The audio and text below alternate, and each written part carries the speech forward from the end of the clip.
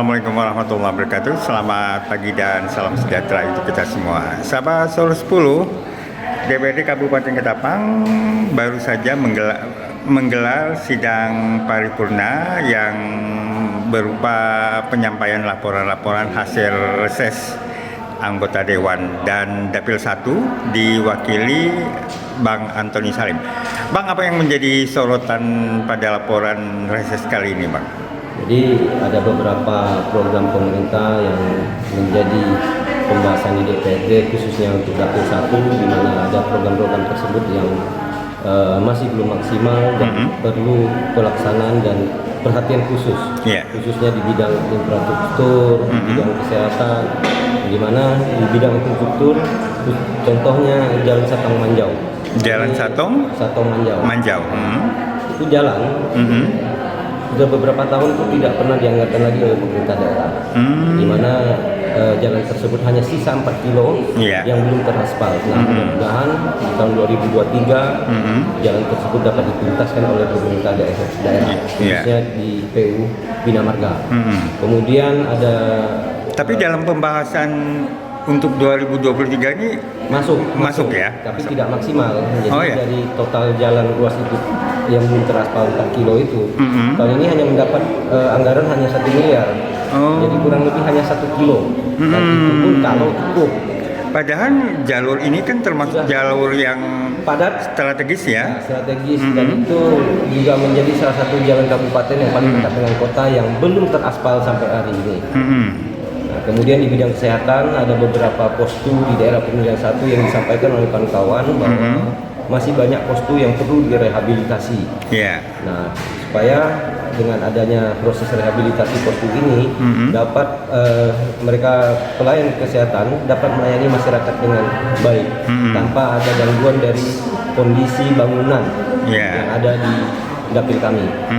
Nah, kemudian untuk di bidang pendidikan sama yang disampaikan oleh teman-teman hasil reses yang menjadi permohonan dari masyarakat terkait dengan bangunan-bangunan sekolah, di mana masih banyak sekolah-sekolah yang ada di Dapil 1 ini yang perlu juga direhabilitasi, baik itu gedungnya maupun mebel lainnya, supaya di tahun ajaran yang baru ini tidak ada kendala lagi. Yang paling parah ini di kawasan mana aja? Ya, di paling parah ya hampir semua di Dapil 1 ini di daerah Matanili Utara dan di Muara yang agak jauh dari kota. Kalau yang di kota ini lumayan. Berarti 3 problem ini yang dimintakan kepada pemerintah daerah untuk memberikan perhatian.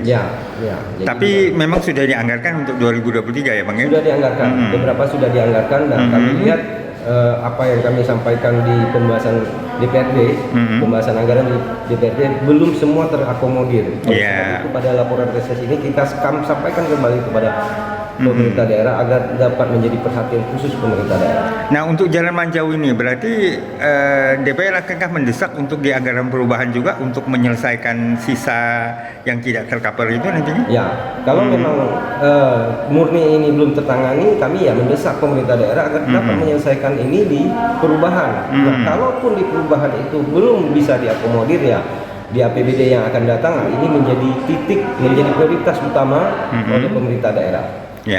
Bang, untuk koordinasi antara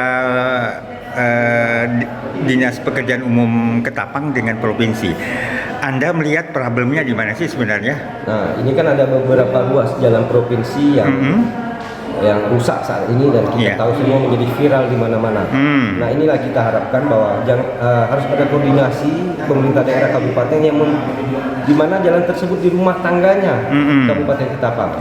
Nah, kalau memang dari provinsi tidak mempunyai informasi terkait dengan kondisi jalan tersebut, wajib pemerintah daerah menyampaikan. Tapi puji Tuhan di 2023 ini informasi dari provinsi ada beberapa ruas jalan provinsi itu dianggarkan dan akan mulai dibangun pada tahun 2023. Memang Titi Tanjung itu ya. Tapi untuk jalan yang lain kan juga masih banyak. Karena ruas jalan provinsi yang ada di kabupaten ini yang mungkin terbanyak se-Kalimantan Barat. Kalau pola penanganan bersama begitu kan dulu pernah ada ide waktu itu. Sekarang aturannya sudah berbeda. Jadi kalau yang menjadi tanggung jawab kabupaten, disitulah tanggung jawab kabupaten. Yang menjadi tanggung jawab provinsi, disitulah tanggung jawab provinsi. Tidak boleh lagi ada penanganan bersama itu. Karena untuk ruas jalan kabupaten juga banyak yang rusak dan pemerintah daerah Kabupaten Ketapang juga sangat menguras anggaran untuk melaksanakan perbaikan-perbaikan jalan yang ada di kabupaten. Tapi tentunya koordinasi antara daerah dengan provinsi itu harus benar-benar padu ya. Harus harus ada koordinasi yang baik supaya mana yang menjadi tanggung jawab provinsi yang rusak itu yang harus dapat disampaikan ke pemerintah provinsi. Teman-teman dari DPR biasa nggak bersama PU Kabupaten mengojok-ngojok PU Provinsi ini?